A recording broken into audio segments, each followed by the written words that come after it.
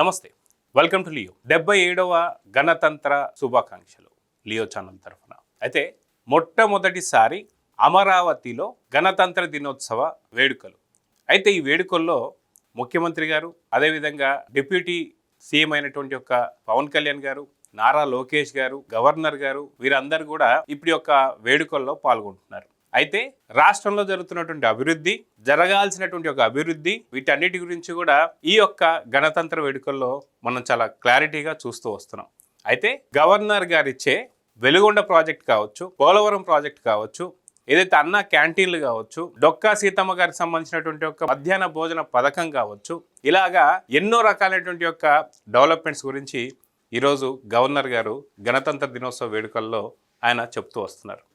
అయితే అమరావతిపై విషం కక్కినటువంటి యొక్క వైసీపీ నేతలు ఎవరైతే ఉన్నారో, నిన్నగాక మొన్న జగన్మోహన్ రెడ్డి గారు కూడా అమరావతి అనేది నది గర్భంలో కట్టారు, దీన్ని సుప్రీంకోర్టు పరిగణలోకి తీసుకోవాలని చెప్పేసి అన్నారు. Here the fact is, what Chandrababu Naidu is doing is, he is building the capital, so-called capital, in a river basin. In fact, this is something which the Supreme Court should take cognizance of. Nobody is allowed to even build a building in a river basin. Whereas here Chandrababu Naidu is conceiving a city in a river basin. I do not know where the fuse and the plug is.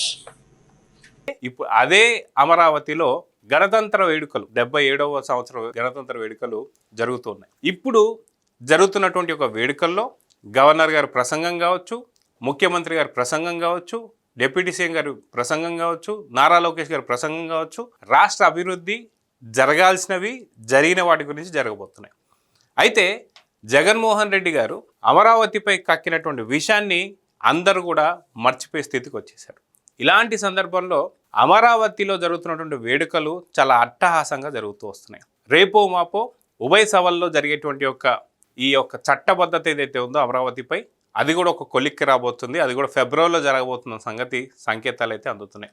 Gazette notification కూడా రాబోతున్న సంగతి తెలుస్తుంది. అదేవిధంగా చూసుకుంటే attorney general కూడా దీని గురించి ఒక కంక్లూజన్కి వచ్చి ఒక మ్యాక్సిమం ఇది యొక్క అమరావతి అనేది రాజధానిగా ఉండబోతుందని చెప్పి సంకేతాలు కూడా అందుతున్నాయి. ఇలాంటి యొక్క తరుణంలో గతంలో వైసీపీ వాళ్ళు మొదట 2019 నుంచి ఏదైతే చేపట్టినటువంటి ఒక వాళ్ళ హయాంలో మొట్టమొదటిసారి వాళ్ళు గణతంత్ర దినోత్సవం రోజు జెండాని తిరిగి ఎగరేశారు.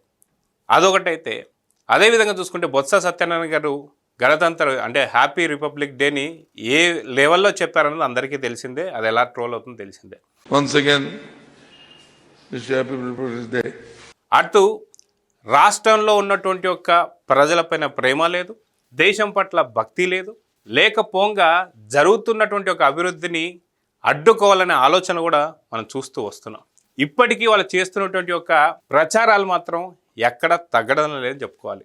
అయితే వాస్తవానికి ఈ గణతంత్ర దినోత్సవం రోజు రాష్ట్రం ఎలాగా పరుగులు పెడుతుంది, పెట్టుబడులు ఎలా వస్తున్నాయి, అదేవిధంగా చూసుకుంటే మనకి ఉద్యోగాలు ఎలా రాబోతున్నాయి, ఎలాంటి కంపెనీలు అడుగు పెట్టబోతున్నాయి, అదేవిధంగా పోలవరం కావచ్చు, అదేవిధంగా చూసుకుంటే మిగతా జలాలకు సంబంధించి అటు రాయలసీమకు సంబంధించినటువంటి లిఫ్ట్ ఇరిగేషన్ ప్రాజెక్టులు కావచ్చు, ఇవన్నీ కూడా గవర్నర్ గారిచే ప్రసంగంలో చెప్పబడుతున్నాయి.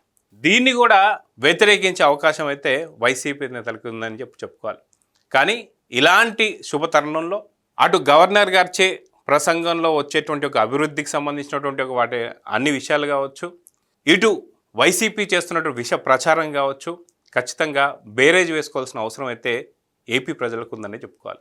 అయితే అటు జగన్మోహన్ రెడ్డి అండ్ కో, ఇటు ముఖ్యమంత్రి నారా చంద్రబాబు అండ్ కో రాష్ట్రానికి అభివృద్ధిని ఎవరిస్తున్నారు, ఎవరు పెట్టుబడులు తెస్తున్నారు, ఎవరు ఉద్యోగాలు కల్పిస్తున్నారు, ఎవరు రాష్ట్రాన్ని అభివృద్ధి వైపు తీసుకెళ్తున్న సంగతి ఖచ్చితంగా ఏపీ ప్రజలు గమనించాల్సిన అవసరం అయితే ఎంతైనా ఉంది. ఇంకా అమరావతి అనేది పూర్తి స్థాయి రాజధాని కాకపోయినా ముందే అమరావతిలో వేడుకలు జరగడం అనేది నిజంగా రాష్ట్ర ప్రజలందరూ కూడా హర్షిస్తున్నారు.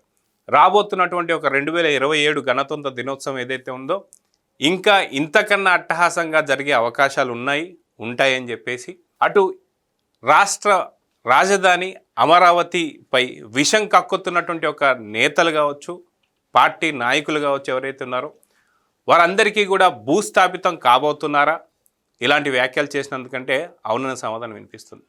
సో మొత్తానికి మరొకసారి 77వ గణతంత్ర దినోత్సవ శుభాకాంక్షలు తెలియజేసుకుంటున్నాం. నమస్తే. Please subscribe to Leo News for more videos.